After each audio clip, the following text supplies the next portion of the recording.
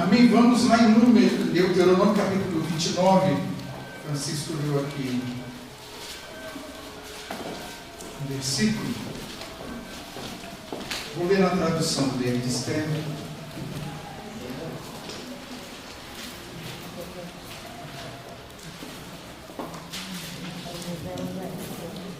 Deuteronômio 29. Você vai acompanhar aí a leitura. Vamos ver se alguém entende. Nitzavim. O que é Nitzavim? Aqui na minha Bíblia Encontram-se, a tradução de David Steck coloca encontram-se, né? Diz assim a palavra: então Moisés chamou todo Israel e lhe disse: vocês viram tudo que Adonai fez ao faraó diante de seus olhos, na terra do Egito, e de todos os seus servos e de toda a sua terra. As grandes provas que vocês viram com os próprios olhos, e os sinais e as grandes maravilhas. Mesmo assim, até o dia de hoje, Adonai não deu a vocês um coração para entender, olhos para ver ou ouvidos para ouvir. Eu os guiei durante 40 anos no deserto. Nem as roupas do corpo de vocês, nem os sapatos de seus pés se gastaram. Vocês não comeram pão, não beberam vinho, nem outras bebidas inebriantes, para que soubessem que eu sou Adonai, o Deus de vocês. Quando vocês chegaram a este lugar, Sihon, o rei de Hesbom, e Og, o rei de Baxã, avançaram contra nós em batalha, e nós os derrotamos.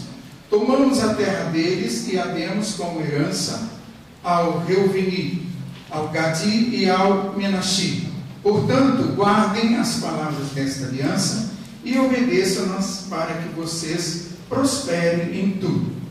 Hoje se encontram aqui todos vocês diante de Adonai, seu Deus, seus cabeças, suas tribos, seus líderes e seus oficiais, todos os homens de Israel, com seus filhos pequenos, suas mulheres e os estrangeiros que estão com vocês no acampamento, os cortadores de lenha e os carregadores de água. O propósito disto é que façam uma aliança com Adonai, seu Deus, e ao juramento que Adonai, seu Deus, faz com vocês hoje, para que ele os estabeleça hoje como um povo e seja seu Deus, como ele disse a vocês e como jurou a seus antepassados, a Abraão, Isaque e Jacó. No entanto, não é somente com vocês que faço esta aliança e este juramento. Eu os faço com os que estão aqui conosco hoje, diante de Adonai, seu Deus, e também com os que não estão aqui hoje. Atente para este versículo. Observem que Moisés está falando lá atrás com o povo de Israel no deserto, aquela geração perto de entrar na terra prometida, mas só que nesse versículo aqui não está incluído somente aquele povo que estava ali. Estava incluído ali todos nós que aqui estamos. Não só os que já haviam passado, nem os que estavam presentes, mas as gerações futuras daqueles que haveriam de crer, já estavam sendo contados aqui dentro desta aliança. Nós não estamos fora desta aliança. Nós também fomos incluídos nela. E observem bem, nós estamos, prestes para dar início a uma nova jornada de um novo ano que há de se iniciar. E nós estamos nos preparando, de qualquer forma, sendo também preparados pelo Criador, a fim de sermos elevados espiritualmente, porque o propósito de cada ciclo não é permanecermos parados. Da mesma maneira quando nós começamos, o propósito é de que nós venhamos a avançar, venhamos a crescer espiritualmente, que o novo ciclo que vamos entrar nós possamos alcançar coisas que não alcançamos neste. Se neste eu falhei, se neste eu fraquejei, se neste eu errei, eu vou procurar melhorar no próximo agora, o próximo que vem. Por isso entramos no período de techuvá, de arrependimento. Com que propósito? De rever os nossos caminhos. Embora a passagem do ano judaico é totalmente diferente da passagem do ano gregoriano, por quê? No final do ano, 31 de dezembro, à meia-noite, as pessoas vão para as praias de toda a nossa nação, onde tem, para ali receber a entrada do ano novo. Ali elas se vestem de branco, ali elas cultuam os seus deuses, pedindo sorte, pedindo prosperidade, mas eles querem a mudança de vida sim, mas para coisas terrenas, coisas materiais, coisas que lhe venham proporcionar uma melhoria de vida aqui, uma vida mais prazerosa, tá certo? Muita saúde eles querem para gastar nos prazeres da vida aqui. Porém, a passagem do ano judaico ela é totalmente diferente, porque nós somos chamados a uma reflexão. Somos chamados para olhar internamente o que passou, e não é para que possamos verificar em que ponto da nossa jornada de Rosh Hashanah do ano passado para Rosh Hashanah desse ano agora que vai começar. Vemos o que nós fizemos, como eu caminhei. Eu preciso ver se eu prosperei espiritualmente, se eu cresci espiritualmente, ou se eu caí, ou se eu fraquejei. Olhando para mim, eu me considero que eu fraquejei muito. Tá certo? Eu perdi muito do que eu tinha. Então eu preciso, já que estou sendo incluído dentro desta aliança que foi feita, ele não estava fazendo só com aquele povo que estava totalmente de pé ali, aquela multidão de pessoas de pé diante de Moisés, e ele transmitindo a palavra do Senhor e falando para elas. Eu não faço essa aliança e este juramento, eu os faço com os que estão aqui conosco hoje, diante de Adonai seu Deus, e também com os que não estão aqui hoje, para saberem que vivemos na terra do Egito e passamos pelas nações que vocês atravessaram. E Yeshua, na sua oração, ele diz a mesma coisa: Pai, eu não peço somente por esses que estão aqui comigo, que tu me deste, mas peço também por aqueles que hão de crer. Nós já fomos incluídos, não só aqui dentro dessa promessa, desta aliança, mas também Yeshua já cantava conosco. Onde que eu ia imaginar que eu, José, aquela criança que estava lá, que cresceu e se tornou um adolescente, que andou por caminhos tortuosos, e quem de vocês que estão aqui hoje imaginariam que vocês estariam aqui sentados? Alguém previu isso? Nenhum de nós previmos que estaríamos aqui, ou eu que estaria aqui ensinando para vocês. Eu achava que não seria eu, que seria Francisco. Mas aí eu vou abordar um tema com vocês, porque nós estamos dentro dessa aliança. E por estarmos dentro dessa aliança, nós não podemos estar alheio a esta sociedade que está ao nosso redor. Nós somos participantes dessa sociedade. E o nosso papel como igreja, ela difere do papel daqueles que são governantes civis. E o que eu mais observo, que eu achei interessante, em 2 reuniões de pastores que nós participamos nessa semana aí, com relação ao pleito eleitoral, com relação à política, tivemos que ouvir um dos candidatos, e eu fico olhando como que eles dão tanta ênfase e honra a estes homens, como se o papel deles fosse mais importante do que o dos líderes religiosos. O papel dos líderes religiosos é muito mais importante do que o do governador, do que o do prefeito, do que o do vereador, do que o do presidente da república. Pode ser o mais poderoso de todas as potências, mas o papel do pastor, do ministro, daquele que anuncia o evangelho, é muito mais elevado, porque ele lida direto com o Criador. Aqui em Deuteronômio ainda diz assim também: quando vocês tiverem alguma coisa demasiadamente difícil, que vocês não possam resolver, vocês vão aonde primeiramente? Ao governador? Não, você vai a quem? Primeiramente ao sacerdote, depois o sacerdote junto com o juiz decidirá a causa, e o que eles decidirem, vocês cumprirão. Por isso que Yeshua, ele não tirou a autoridade dos escribas e dos fariseus, porque ele diz, na cadeira de Moisés se assentam os escribas e os fariseus, mas Yeshua não tirou a autoridade deles. Ele simplesmente disse, fazem tudo o que eles nos disserem, mas não proceda como eles. Ele não tirou a autoridade deles.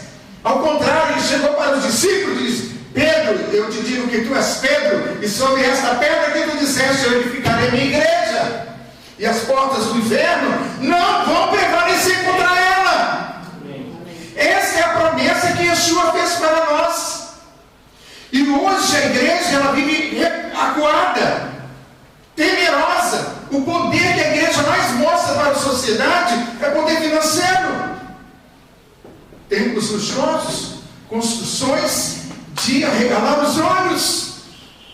Mas o poder mesmo de Deus, para você chegar, como eu vou mostrar um exemplo aqui para você, a diferença de um governo civil que se intromete na direção religiosa, o que acontece com essa pessoa? Que não cabe a ele se intrometer na decisão que cabe àquele que tem a direção eclesiástica. Por isso é uma responsabilidade grande, que eu não posso estar aqui enganando vocês, ensinando a vocês. Vocês precisam examinar aquilo que eu vos ensinar. Está certo? Para ver se eu estou ensinando certo ou errado. Então prestem atenção aqui. A Torá, ela promete claramente que Deus vai redimir o povo de Israel dentre as nações. Isso é uma promessa dele. E eles falam, os rabinos perguntam assim, como podemos esperar pelo Mashiach quando nós damos conta do longo tempo em que nosso povo já está no exílio? Imagine se pelo tempo que se está no exílio, Israel já tivesse desistido da sua Torá. Quando você olha para Hebreus 11, que se chama a Galeria dos Heróis da Fé, você vê relatado ali aqueles heróis do passado, que mesmo crendo nas promessas que lhes foram feitas, eles não viram essas promessas sendo cumpridas, mas eles acenaram para elas de longe e partiram para a eternidade.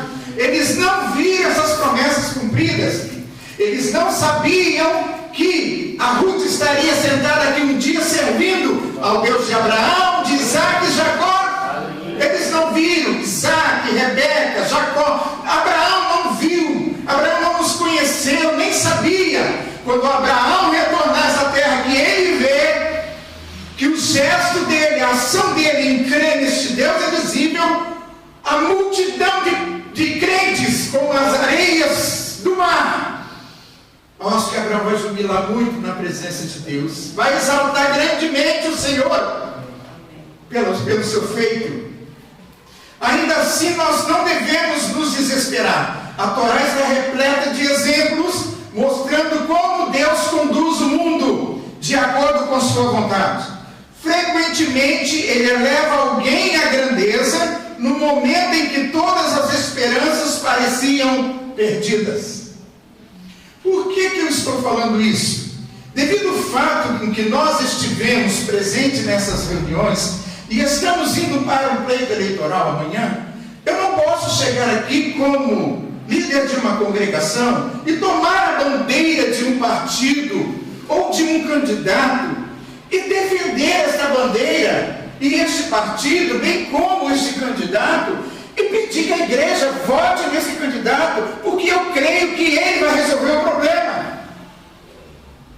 Não cabe a mim determinar sobre as decisões de vocês.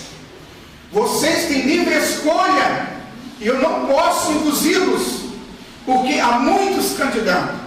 Se hoje eu digo que vou apoiar determinada pessoa ou determinado partido, pode ocorrer dessa pessoa não ganhar, esse partido não eleger ninguém, tá certo? E os que ganharam, que você não apoiou, o que vai acontecer?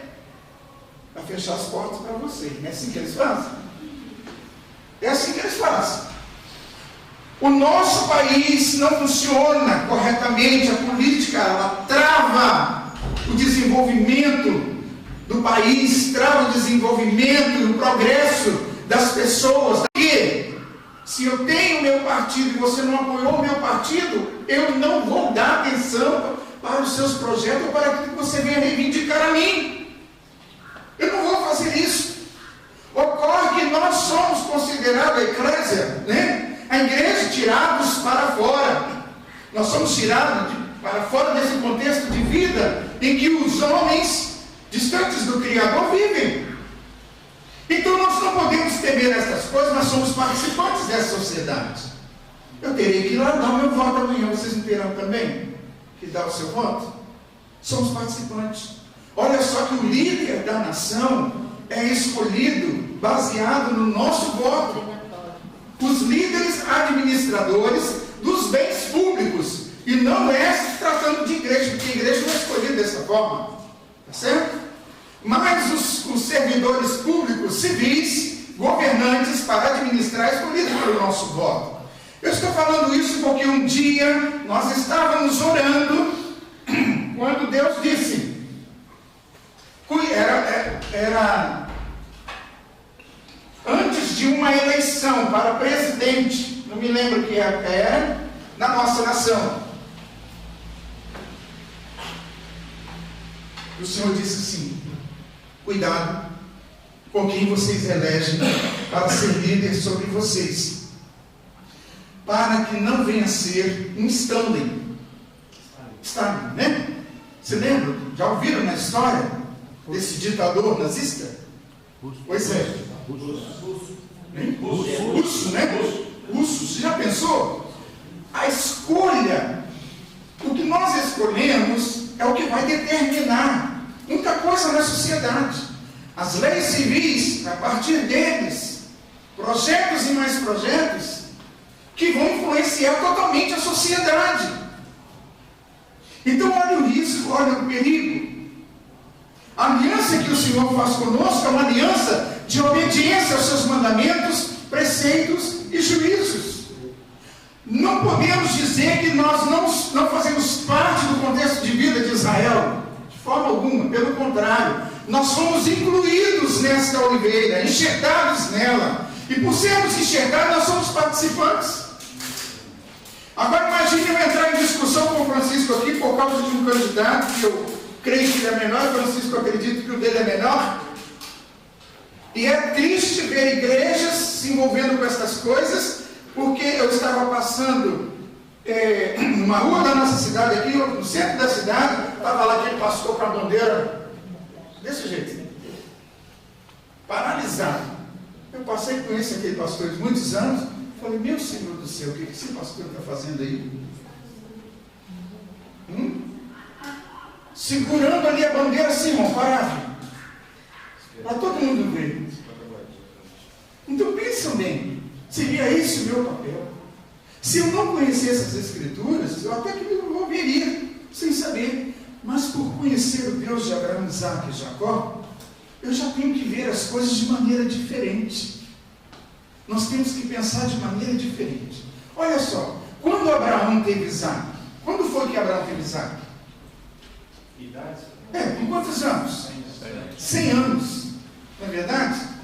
Na verdade, 100 anos, quando de acordo com as leis da natureza, ele já era velho demais para ter um filho, não é mesmo? Mas teve um filho, não é verdade? Quando José tornou-se legislador, quando foi que ele tornou? Após ter sido prisioneiro durante 20 anos, é que ele se tornou legislador no Egito. Quando Jacó tornou-se pai de 12 filhos e ficou rico, mesmo tendo vencido a luta com o anjo, quando foi? Apenas depois de ter fugido da casa de seu pai, sem um centavo, e ter servido a Labão dia e noite, sem descanso, durante 20 anos. Ele só se tornou rico depois de tudo isso, irmãos. Quem pensaria que aquele bebezinho flutuando numa cesta, né, no rio Nilo, chorando de fome, um dia cresceria para tornar-se líder e tirar os filhos de Israel do Egito e dar-lhes uma Torá? Quem imaginaria isso? Não é? E tudo isso perecido no cruel palácio do faraó, ter matado um egípcio, fugido para o deserto, vivido lá 40 anos, e aí volta para libertar o povo, para dar ao povo uma Torá, que está aqui, ó, todos nós temos uma Torá nas nossas mãos, na Bíblia que nós carregamos para as nossas casas, todos nós. E você teria sonhado que o faraó, que escravizou os filhos de Israel de maneira tão atroz, e que se considerava um Deus, se curvaria um dia perante Moisés e Arão, implorando-lhes que deixassem sua terra? Pensa bem, você imaginaria isso? Você não sabe nem o que Deus tem ainda para fazer com você. Você imaginou? Por que desistir? Por que parar? Ah, mas eu já sou velho. Davi disse, eu já fui moço, agora sou velho, mas nunca vi um justo a mendigar o pão. Nunca vi um justo a mendigar o pão. E os velhos vão dar frutos na sua velhice. E os jovens, então, eu conversava semana com o Francisco, falei, gente, eu nunca vi, nós reclamamos de muitas coisas, né? Mas eu nunca vi jovens, aliás, só teve um que eu ouvi. Mas você não vê dentro das igrejas motivar os jovens a estudarem. Na minha época, como juventude, a mentalidade era que não, Jesus está voltando, não precisava estudar, fazer uma faculdade, o negócio era você arranjar um emprego, trabalhar, e não precisava ir mais longe não, Jesus está voltando. E o tempo passou, e você dá ouvido a essas coisas, não estuda, tá certo? Você vai olhar nas igrejas, você não vê um jovem dizendo assim, eu quero estudar porque eu quero ser embaixador. Eu não ouço isso. Eu quero ser um cônsul, né? Quero ser um governante. Eu nunca ouvi isso. Nunca ouvi. Dos jovens. Todo mundo quer ser médico, engenheiro, dentista, porque dá muito dinheiro. Mas ser uma pessoa pública, eu não sou contra um membro da igreja ser. Se alguém chegar assim, ó, eu vou me candidatar ao pleito, vai ter os nossos considerando, né? Nós vamos ter os nossos considerando, mas ele terá que correr atrás. E eu não posso dizer que o membro da minha congregação vai ser melhor como político, porque o poder corrompe. Se não fosse assim, lá em cima ocorreria uma alta transformação lá em cima, na alta corte, porque lá tem muitos crentes que professam a fé em Jesus. A Torá nos mostra repetidamente que Deus é quem comanda. Quem comanda é Deus. E ao final ele enviará o Mashiach e reunirá os judeus, conforme a Torá promete, e não importa por quanto tempo eles tenham que esperar. Os judeus continuam, geração após geração, ensinando que Mashiach vem, e eles continuam naquela expectativa e naquela esperança de que seu Mashiach vem, ainda que ele parta daqui. E nós não, muitas vezes fraquejamos por causa de um problema que surge na nossa vida. Nós já queremos desistir da caminhada. Vamos lá em Daniel capítulo 4. Daniel capítulo 4, versículo 4 a 30. Eu quero mostrar para vocês aqui um princípio, quero mostrar um lado de governo civil. Porque nessas reuniões em que nós fomos, eu não vi em momento algum eles trazerem essa questão política de hoje para um contexto bíblico, para uma visão bíblica. A Bíblia nos dá uma visão de um governo civil. Eu não sei se você já observou isso, se você já leu, você conseguiu enxergar a Bíblia mostrando com relação a um governo civil. Você já viu? Qual é o papel dele? Qual é o papel do sacerdote? Totalmente diferente, não se mistura. Se você olhar a história da igreja, você vai ver que lá atrás a igreja, ela detinha o poder sobre os governantes civis. Elas mandavam, elas determinavam. A igreja não foi levantada para isso? Tá certo? A igreja tem o seu papel, o governo civil tem o seu. Então vamos lá em Daniel primeiramente, vamos olhar esse texto aqui que eu vou ler para vocês, me acompanha. Eu, Nabucodonosor está falando. Eu estava satisfeito e próspero em casa, no meu palácio. Capítulo 4, acharam? Versículo 4 a 30, achou? Faraó teve um primeiro sonho. Qual foi o primeiro sonho de Faraó? O sonho de uma grande estátua, não foi? Por acaso Faraó era judeu? Não. Aqui foi mostrado os reinos futuros das nações. Foi um judeu que foi mostrado? Não. Foi mostrado para um homem ímpio, que se achava um Deus, um governante. Ele achava que ele podia tudo, que detinha o domínio de tudo. E ele diz assim, ele teve aquele sonho da estátua, onde Deus ali mostrou todos os governos futuros do mundo. A cabeça de ouro era o governo dele. O maior governo sobre a terra foi o governo de Nabucodonosor. Depois foi vindo outros governos até chegar ao mais fraco, que é o que vivemos hoje. Os pés da estátua, os dedos, né? Ferro misturado com barro. É os governos de hoje. Não se mistura o ferro misturado com barro. E também não dá sustentação à estátua. E a última coisa que vai acontecer dessa estátua, onde simboliza os governos mundiais, é a pedra cortada sem mão, que vai rolar, bater na estátua e jogar tudo por terra. Quem é essa pedra? Essa pedra angular, que é escândalo para muitos. Ela vem destruindo todos os governos humanos, tá certo? Vem derrubar toda essa estátua aí de governos. E ele aqui, ele diz que ele teve um sonho. Esse é o segundo sonho dele, que me deixou alarmado. Estando eu deitado em minha cama, os pensamentos e visões que passaram pela minha mente deixaram-me aterrorizado. Por isso decretei que todos os sábios da Babilônia fossem trazidos à minha presença para interpretarem o sonho para mim.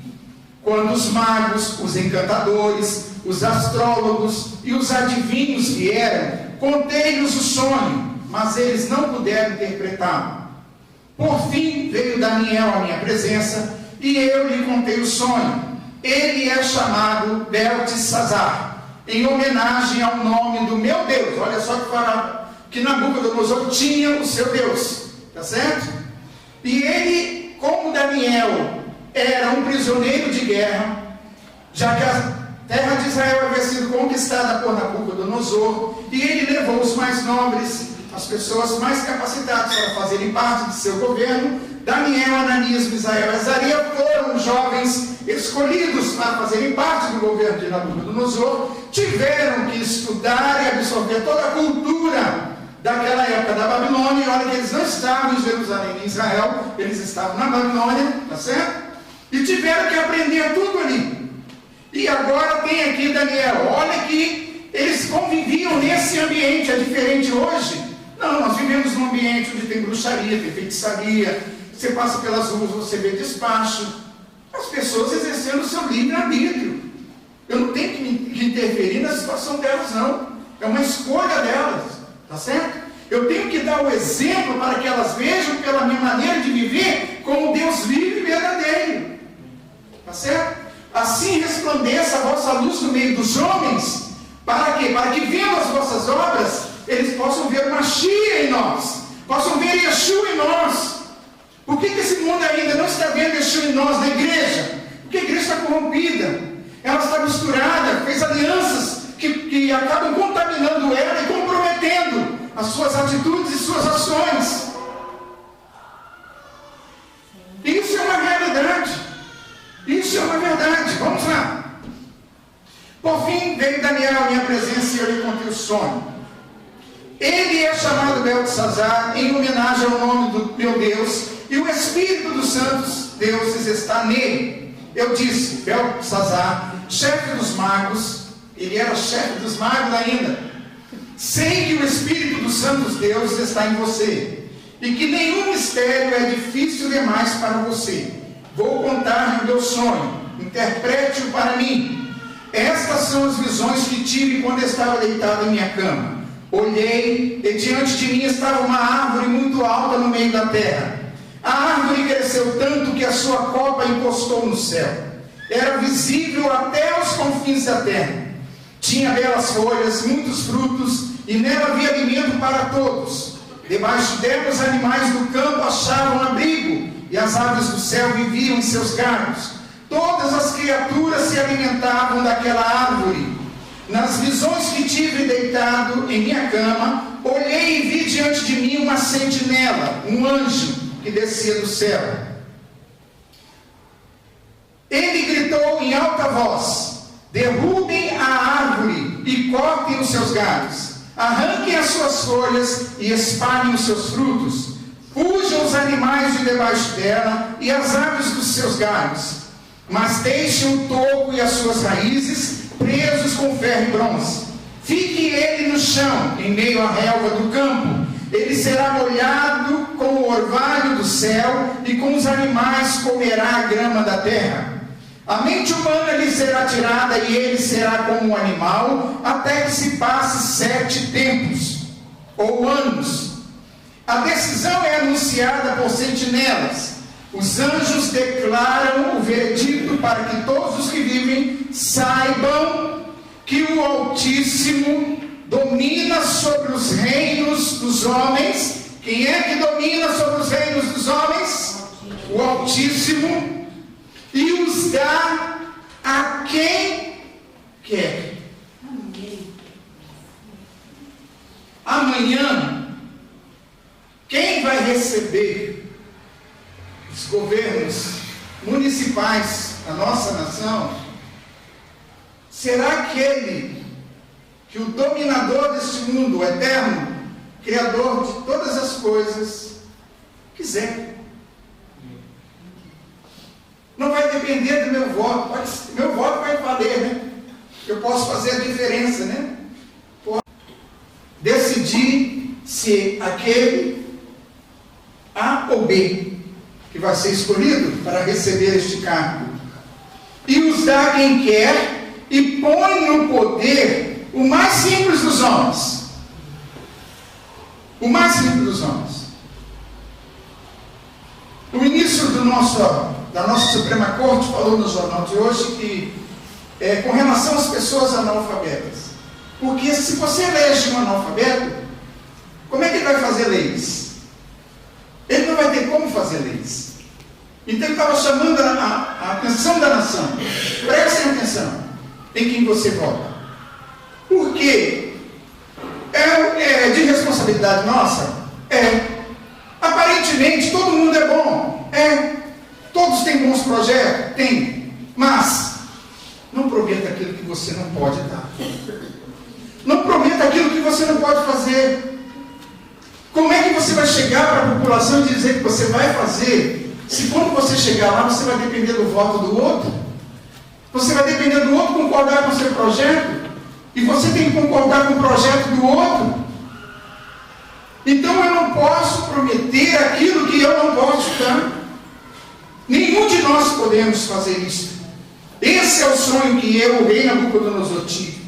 Agora, Beltesazar, diga-me o significado do sonho, pois nenhum dos sábios do reino consegue interpretá-lo para mim, exceto você, pois o Espírito dos santos deuses está em você. Então Daniel, também chamado Beltesazar, ficou estarrecido por algum tempo, e os seus pensamentos o deixaram aterrorizado. Pensa bem, Daniel ficou aterrorizado com o sonho de Nabucodonosor. E os seus pensamentos. Então o rei disse a Beltesazar: não deixe que o sonho ou a sua interpretação o assuste. Beltesazar respondeu: meu senhor, quem dera o sonho só se aplicasse aos teus inimigos e o seu significado somente aos teus adversários. A árvore que viste, que cresceu e ficou enorme, cuja copa encostava no céu, visível em toda a terra, com belas folhas e muitos frutos, na qual havia alimento para todos, abrigo para os animais do campo e morada para as aves do céu nos seus galhos. Essa árvore, ó rei, és tu. Tu te tornaste grande e poderoso, pois a tua grandeza cresceu até alcançar o céu, e o teu domínio se estende até os confins da terra. E tu, ó rei, viste também uma sentinela, o anjo que descia do céu e dizia: derrubem a árvore e destruam-na, mas deixem o tronco e as suas raízes presos com ferro e bronze. Fique ele no chão, em meio à relva do campo.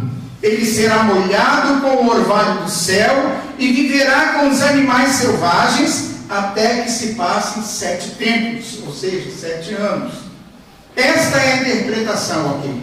E este é o decreto que o Altíssimo emitiu contra o rei meu senhor. Tu serás expulso do meio dos homens e viverás com os animais selvagens. Comerás capim como os bois e te molharás com o orvalho do céu. Passarão 7 tempos até que admitas que o Altíssimo domina sobre os reinos dos homens e os dá a quem quiser. O Altíssimo continua dominando sobre o reino dos homens. Não importa quem você ache que seja melhor para governar ou não. Um dos candidatos mais cotados nos nossos estados aqui, segundo as pesquisas, de repente alguém puxa uma arma e vai lá e pá.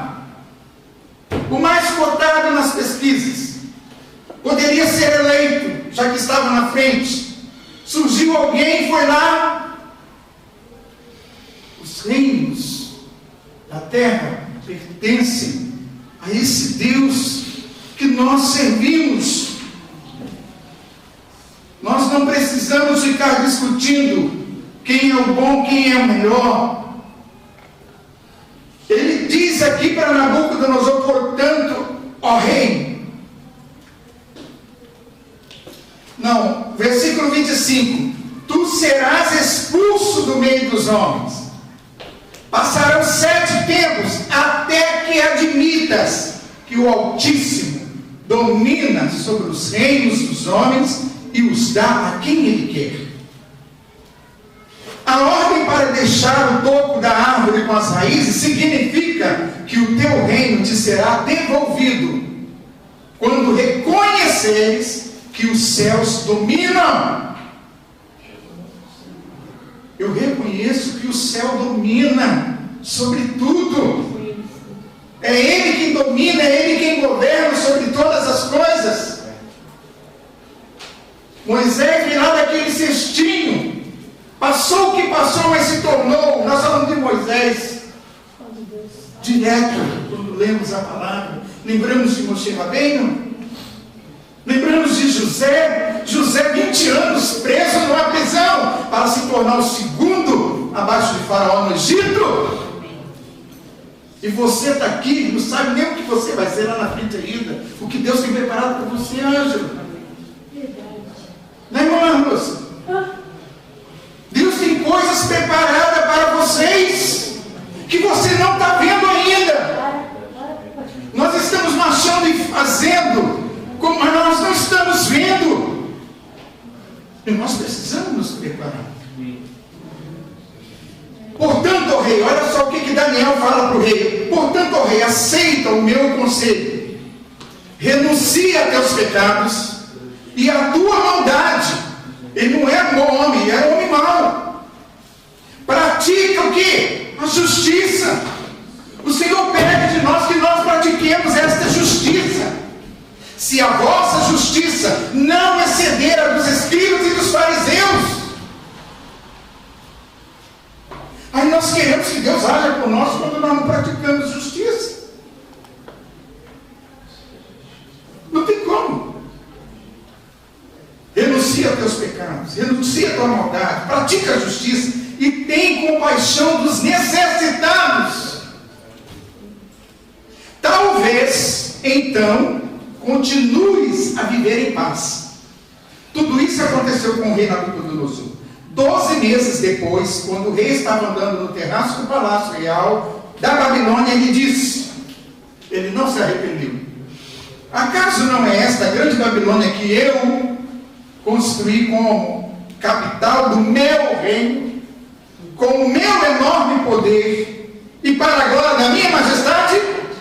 Bastou ele dizer isso, naquela mesma hora, e foi tirado o reino, a árvore foi cortada, ele foi pastar, vai pastar, né? Vai lá pastar com o boi, né? Você acha que você é poderoso, né? Você acha que você tem poder para fazer tudo? Vai pastar lá. Então, quando você entender que eu domino sobre tudo, que você está aí, porque eu que te sustento, então você voltará para o seu trono. João capítulo 3, versículo 26. Posso seguir? Eu já deixei tudo aqui. Anote aí, vou dizer, vocês só anotam. João 3, versículo 26 e 27. E foram ter com João e lhe disseram: Mestre, aquele que estava contigo além do Jordão, do qual tens dado testemunho, está batizando, e todos lhe saem ao encontro. Respondeu João: o homem não pode receber coisa alguma se do céu não lhe for dado. O que eu tenho, que você tem, não foi homem nenhum que nos deu, não, Francisco. O céu nos tem dado. Davi fez o que fez, mas o céu deu a ele o reino.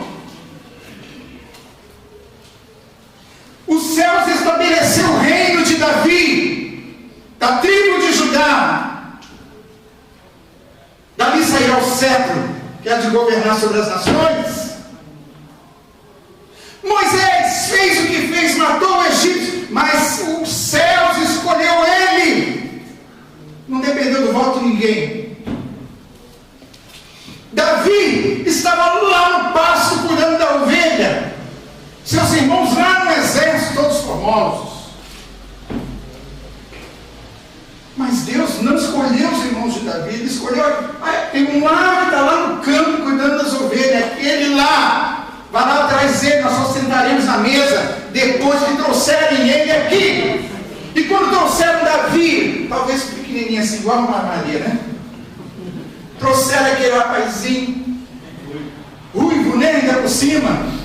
Quando Samuel olhou para ele, Deus disse: é este. Samuel imediatamente foi lá e ungiu Davi, na frente de seus irmãos, de seu pai. E agora? Né?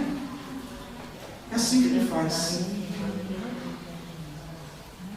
O homem não pode receber coisa alguma se do céu não lhe for dado. João 19, versículo 10 e 11. Olhem só o que Yeshua está dizendo aqui para Pilatos. Então Pilatos advertiu: não me respondes? Não sabes que eu tenho autoridade para te soltar e autoridade para te crucificar? Respondeu Yeshua: nenhuma autoridade teria sobre mim se de cima não te fosse dada. Por isso, quem me entregou a ti, maior pecado tem. Nenhum poder, irmãos, as pessoas, governos civis, terão sobre nós se de cima não for dado a ele.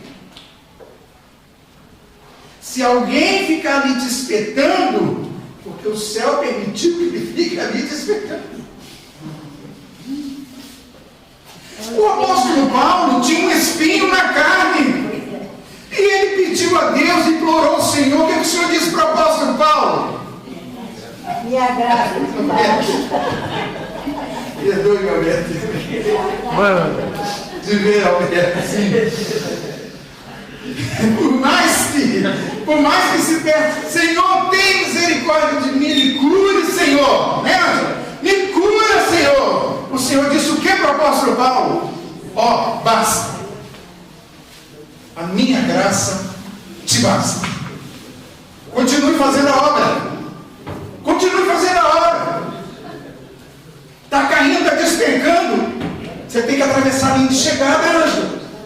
Né? Não pode desistir. Precisa caminhar. Atos capítulo 1, versículo 21 diz assim: olha só. Isso é uma comparação, tá certo, irmãos? Porque estamos aqui falando da igreja, mas eu mostrei para vocês que os reinos do mundo pertencem a quem? Só pertence age. Ok? Pertence a Ele. Os reinos pertencem a Ele. Ele dá o poder a quem Ele quiser. Tá certo? Até o mais humilde dos homens. Se for para ser um analfabeto, pode ser um analfabeto. Não tem, meu pé me dói. Tá certo? Mas que teve um presidente dos Estados Unidos, eu esqueci o nome dele, Lindsey, mesmo. Ele era analfabeto, mas foi um bom governo. Quem lembra? Eu não lembro, sumiu o nome dele. Isso é possível acontecer, irmão. Aconteceu. Porque Deus pega as coisas que não são, como o apóstolo Paulo diz, para confundir as que são. Ele pode fazer isso. Pertence a Ele. Eu vou dizer o quê? Pertence a Ele. Nós saímos de uma lição grande sobre isso. Nós saímos de uma lição. Vamos lá em Atos 1. Portanto, como a igreja estava crescendo, e havia morrido Judas, certo? Portanto, é necessário que escolhamos um dos homens que estiveram conosco durante todo o tempo em que o Senhor Jesus vive entre nós. Desde o batismo de João até o dia em que Jesus foi elevado dentre nós às alturas. É preciso que um deles seja conosco testemunho de sua ressurreição. Então indicaram 2 nomes para que o povo escolhesse: José, chamado Barsabás, também conhecido como Justo, e Matias. Depois oraram: Senhor, tu conheces o coração de todos. Eles escolheram e depois oraram: Tu, Senhor, conheces o coração de todos. O Senhor conhece o coração de todos estes homens e mulheres que estão aí fazendo promessas ao povo, para que o povo vote neles amanhã. Tá certo? Deus conhece o coração de todos eles. Mostra-nos qual destes 2 tens escolhido para assumir este ministério apostólico que Judas abandonou, indo para o lugar que lhe era devido. Então o que eles fizeram? Eles lançaram sorte. Eles não ouviram a voz de Deus dizendo para ele quem deveria ser. Então tiraram sortes, e a sorte caiu sobre Matias. Assim ele foi acrescentado aos 12 apóstolos. Vocês vêem nas Escrituras algum relato mais sobre Matias? Já leram alguma coisa mais sobre Matias? Não. Pode ser que ocorra uma falha humana? Pode ser que ocorra uma falha humana também. Vamos lá em Gálatas, capítulo 1. Então nós somos uma falha humana. Nós falhamos muito, tá certo? Foi falha humana. Porque os homens, eles nunca, nós sempre temos que dizer assim: se Deus permitir, eu irei. Se Deus permitir, eu farei. Tá certo? Porque Ele pode não permitir. E é aquilo que nós cantamos aqui, né? Gostamos muito de cantar. Se Deus fizer, Ele é Deus. Se não fizer, Ele não precisa de Deus. Ele é o Senhor de tudo. Gálatas, capítulo 1, versículo 1. Paulo, olha só o Paulo dizendo que era Saulo. Quem era ele? Saulo, participante do Sinédrio, perseguia a igreja, foi testemunha na morte de Estevão. Tá certo? Agora ele está dizendo aqui: Paulo, apóstolo, enviado, não da parte de homens, nem por meio de pessoa alguma, mas por Yeshua HaMashiach e por Deus Pai, que o ressuscitou dos mortos. Paulo está dizendo que ele foi escolhido para ser apóstolo, não por vontade humana, e nem por escolha humana. Isso pode ocorrer nos dias de hoje? Pode. Porque os reinos do mundo pertencem ao Senhor. Eu posso estar aqui cheio de conhecimento, ser um homem estudado, seja o que for. Mas aí nos cantões aí por cima desse morro, tem lá um obreiro simplesinho, às vezes não sabe falar as palavras direito, mas está lá fazendo a obra de Deus. Tá certo? Não fui eu quem o escolhi, mas o Senhor escolheu ele, porque o Senhor sabia que ele teria a capacidade de subir lá no topo do morro para cuidar do rebanho que está lá em cima do topo do morro, e eu talvez não seria esse homem capaz. Não é assim? Muita gente nossa não aguentaria ficar subindo e descendo morro do Benedito. Eu subia para as vigílias lá em cima do morro da Benedito, irmãos, a noite inteira. Vocês pensam bem, até amanhecer o dia. Nem todos aguentariam esse ritmo, não. E é cheio de igrejinhas espalhadas para esse morro afora, e eu louvo ao Senhor, porque Ele é Senhor dos reinos, e deu a estes homens mesmo que eles não sabem, mas estão lá falando de Yeshua, da forma como eles o conheceram, como eles sabem. E nós estamos aqui para somar a isso, tá certo? Então Paulo estava dizendo aqui que ele não foi da parte de homens, nem por meio de pessoa alguma, mas por Yeshua HaMashiach e por Deus Pai que o ressuscitou dos mortos. 1 Coríntios capítulo 9, de 1, versículo 1, 2 e 5. Não sou livre, não sou apóstolo, não vi Jesus, nosso Senhor? Não são vocês resultado do meu trabalho no Senhor? Ainda que eu não seja apóstolo para outros, ainda que alguns não me considerem pastor, ainda que alguns não considerem Francisco como um roche, tá certo? Todavia, o apóstolo Paulo sabia de quem o havia chamado e o papel que ele foi imbuído para que ele realizasse. Não importa o que digam de você, se é ele que te escolheu, você vai fazer. Eu não posso fazer aquilo que cabe a você fazer, irmão.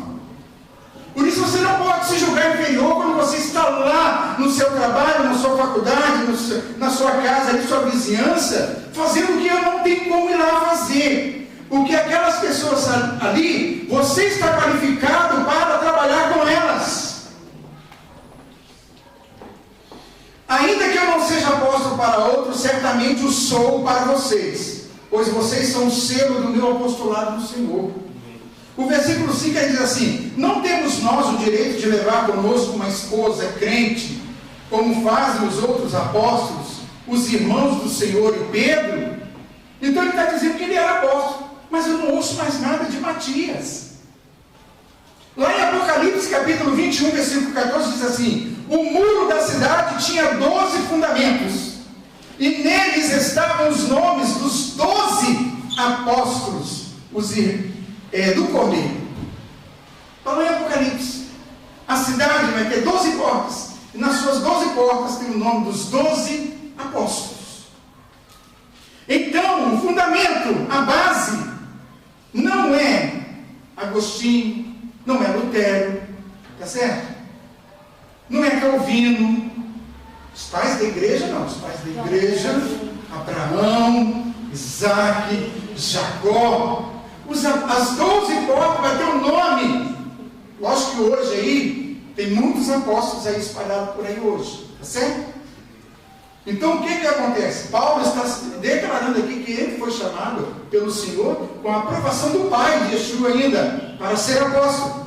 Atos capítulo 6, outra situação na igreja.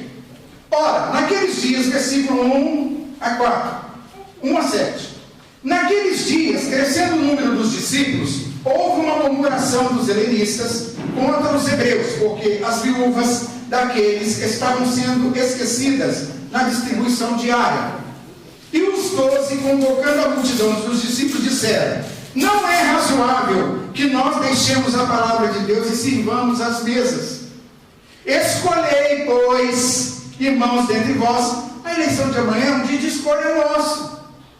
Você vai escolher o seu candidato. Eu não tenho que dizer aqui para você que você tem que votar no candidato que eu escolhi. Tá certo? Eu não tenho que fazer isso. Cabe a você escolher lá o seu candidato. E nem vou dizer aqui que partido também não. De forma alguma. Vocês têm livre-arbítrio. Eu considero vocês maduros. Vocês precisam ter a capacidade de observar a que partidos pertencem. Se você já conhece esse partido há tempo, quais são as ideologias? Tá certo?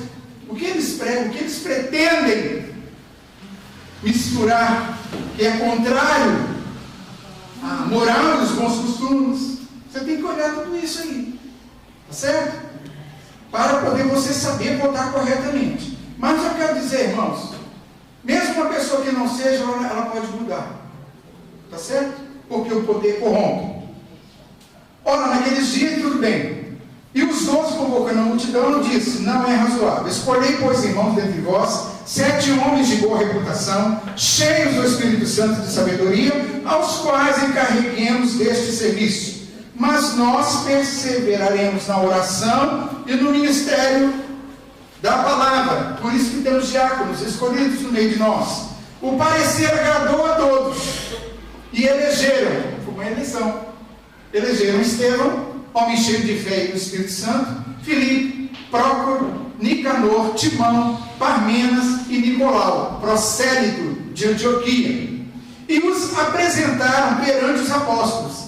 Estes, tendo orado, lhes impuseram as mãos, e divulgava-se a palavra de Deus, de sorte que se multiplicava muito o número dos discípulos em Jerusalém, e muitos sacerdotes obedeciam à fé. Segundo as Crônicas, capítulo 26, versículo 9 a 21. Eu quero mostrar para você aqui a interferência de um governo civil em ato religioso. E a palavra é muito clara em mostrar que governo civil é governo civil, governo religioso é governo religioso. Não se mistura. Tá certo? É lógico que o que eu penso, José, é que a igreja ela não deveria se calar diante de situações que são injustas praticadas pelos nossos governantes contra pobres, contra necessitados, contra órfãos, contra viúvas. Os governos são eleitos para servir as comunidades, servir o povo e não serem servidos por elas. Os governos são eleitos para servirem. Quanto mais responsabilidade, maior será a cobrança. Tá certo?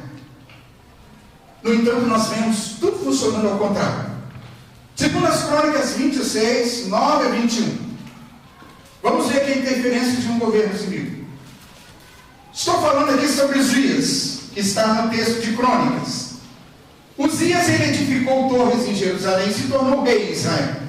A porta da esquina, a porta do vale, a porta do ângulo, e as fortificou. Olha só ele fazendo as obras.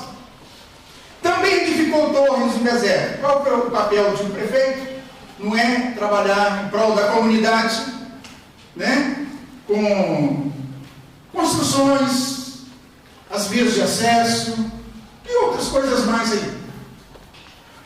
Uzias estava fazendo tudo isso. Ele edificou torres no deserto e cavou muitas cisternas, porque tinha muito gado, tanto nos vales como nas campinas. Tinha lavradores e vinhateiros, nos montes e nos campos férteis, porque era amigo da agricultura. Tinha também Uzias um exército de homens destros nas armas, que saíam à guerra em tropas, segundo o rol feito pelo escrivão Jeiel e Maacéias, oficial, sob a direção de Ananias, um dos príncipes do reino. O número total das cabeças das famílias, homens valentes, era de 2.600. Debaixo das suas ordens, havia um exército guerreiro de 307.500 homens, que faziam a guerra com grande poder para ajudar o rei contra os inimigos. Está falando aqui alguma coisa religiosa? Não. Os feitos aqui é tudo o quê? Feitos materiais, de organização. Tá certo? Preparou-lhes Uzias para todo o exército escudos, lanças, capacetes, couraças e arcos e até fundas para tirar pedras. Fabricou em Jerusalém máquinas de invenção de homens peritos destinadas para as torres e cantos das muralhas, para tirarem flechas e grandes pedras. Divulgou-se a sua fama até muito longe, porque foi maravilhosamente ajudado até que se tornou forte. Esse é o problema. Misericórdia. Até que se torna forte, né? Esse é o problema nosso. Mas, havendo-se já fortificado, exaltou-se no seu coração para a sua própria ruína. E cometeu transgressões contra, e agora ele começou a cometer transgressões contra o Senhor, seu Deus, porque entrou, o que ele fez? Ele entrou no templo do Senhor para queimar incenso no altar do incenso, que não lhe cabia. Você é rei para fazer o que você estava fazendo, mas aqui na minha presença são os sacerdotes. Certo? Ele pegou o incensário e foi para dentro do templo para, achando-se, eu sou o rei, eu posso. Porém o sacerdote Azarias entrou após ele, com 80 sacerdotes do Senhor, homens a maior firmeza, e resistiram ao rei Uzias e lhe disseram: a ti, Uzias, não compete queimar incenso perante o Senhor, mas aos sacerdotes, filhos de Arão, que são consagrados para este mistério. Vê qual é a responsabilidade nossa? Eu não posso me misturar com aquilo, tá certo? Se eles vierem aqui, eu vou orar por eles e dizer ao Senhor: Senhor, tu conheces o coração. Os reinos do mundo pertencem ao Senhor, o Senhor dá a quem quiser. Se ele, o que vier, fizer justo, e o Senhor achar que ele merece, o Senhor dará a ele. Se não, mas eu não posso deixar que ele venha e assuma, simplesmente porque ele é um líder civil, achando que ele pode misturar as coisas. Não, ele não foi escolhido para isso. Por isso, se você deseja lá, vá para lá. Dê valor à sua escolha, ao que o Criador te escolheu para ser. Infelizmente, nós não temos tido pessoas que desejam esse tipo de cargo. Depois nós ficamos reclamando porque não tem servos de Deus lá. Aí fica tudo entregue na mão de ímpios. Tá certo? Porque não querem se dedicar a isso. Estudar para se preparar para que possam exercer cargos municipais, federais, tá certo? Em nossa nação, para que a nossa nação seja abençoada. E resistiram ao rei Uzias, versículo 18, e lhe disseram: a ti, Uzias, não compete queimar incenso perante o Senhor, mas aos sacerdotes filhos de Arão, que são consagrados para este mistério. Sai do santuário, porque transgrediste, nem será isso para a honra tua da parte do Senhor Deus. Então Uzias, o rei, se indignou com os sacerdotes. Tinha o incensário na mão para queimar incenso. Indignando-se ele, pois, contra os sacerdotes, a lepra lhe saiu na testa, na mesma hora. Perante os sacerdotes, na casa do Senhor, junto ao altar do incenso. Então o sumo sacerdote Azarias e todos os sacerdotes voltaram-se para ele, e eis que estava leproso na testa, e apressadamente o lançaram fora. Até ele mesmo se deu pressa em sair, visto que o Senhor o ferira. Assim ficou leproso o rei Uzias até o dia da sua morte, e morou, por ser leproso, numa casa separada, porque foi excluído da casa do Senhor. E Jotão, seu filho, tinha seu cargo, a casa do rei, julgando o povo da terra. Observem bem, irmãos, o que aconteceu com este homem. Diferente de Nabucodonosor, Deus ainda manteve o governo de Nabucodonosor, mas este homem insultou, porque ele foi lá dentro da casa de Deus, achando-se o ser que era rei, porque subiu o poder na sua cabeça e se esqueceu do Senhor. O poder corrompe, isso é muito perigoso para qualquer um de nós. Isaías capítulo 3, de 1 a 14, diz assim, o 3, versículo 12, 13 e 14. Meu povo é oprimido por uma criança, e mulheres dominam sobre ele. Meu povo, os seus guias o enganam e o desviam do caminho. A maioria deste povo é tudo mentiroso, prometendo que não vão fazer. Tá certo? Comprando as pessoas. O Senhor toma o seu lugar no tribunal, levanta-se para julgar os povos. O Senhor entra em juízo contra as autoridades e contra os líderes do seu povo. Vocês arruinaram a vinha, e o que foi roubado dos necessitados está nas suas casas. Isso fala com relação aos líderes religiosos, né? Que se dão bem com a lã das ovelhas. Por isso nós sempre falamos aqui, não precisamos do dinheiro de vocês, porque nós sabemos o Deus que estamos servindo. É o mesmo que vocês servem. Deus de Abraão, Isaac, Jacó, mas também que é Deus de Caim, que foi Deus de todos aqueles homens ruins, foi Deus de Uzias, também. Provérbios 28 diz assim, 15 e 16, como um leão que ruge, ou um urso feroz, é o ímpio que governa um povo necessitado. É assim que eles são. O governante sem discernimento aumenta as opressões, mas os que odeiam o ganho desonesto prolongarão o seu governo. E nós queremos homens assim, que odeiam o ganho desonesto, para que tenhamos abundância em nossa cidade e em todo o nosso país. Efésios capítulo 1, último texto. Efésios 1, versículo 17 até o 23. Peço que o Deus de nosso Senhor Yeshua HaMashiach, o glorioso Pai, lhes dê espírito de sabedoria e de revelação no pleno conhecimento dele. Oro também para que os olhos do coração de vocês sejam iluminados, a fim de que vocês conheçam a esperança para a qual ele os chamou, as riquezas da gloriosa herança dele nos santos, e a incomparável grandeza do seu poder para conosco, os que cremos, conforme a atuação da sua poderosa força.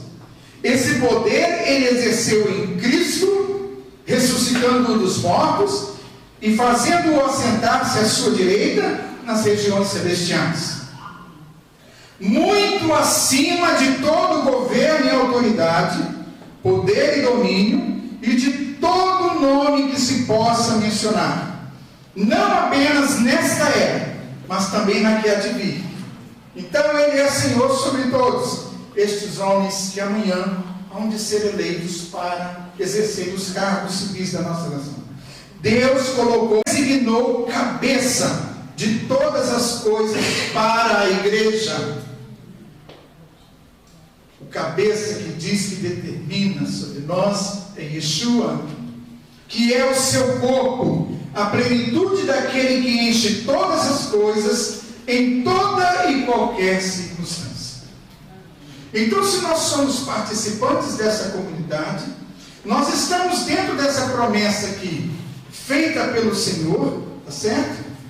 Promessa de sermos participantes do nosso Mashiach, preceitos, mandamentos e juízos, sermos participantes das bênçãos que estão prometidas ao povo de Israel, e muito mais ainda pelo fato de Yeshua ter dito que em sua oração em João 17, que ele não pedia somente por aqueles que já tinham crido nele, mas por todos nós que estamos aqui hoje, que haveriam de crer nele.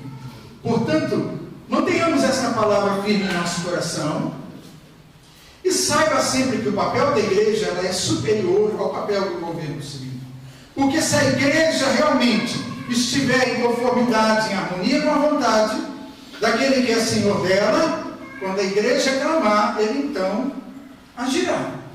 Tá certo? Então eu creio desta forma e desejo que todos vocês creiam. Sejam compassivos uns com os outros, sejam misericordiosos, sejam bondosos, tá certo? Evitem discussões, lembrando sempre que os governos do mundo pertencem a ele e ele amanhã vai dar a quem ele quiser, tá certo? Até o mais humilde dos homens.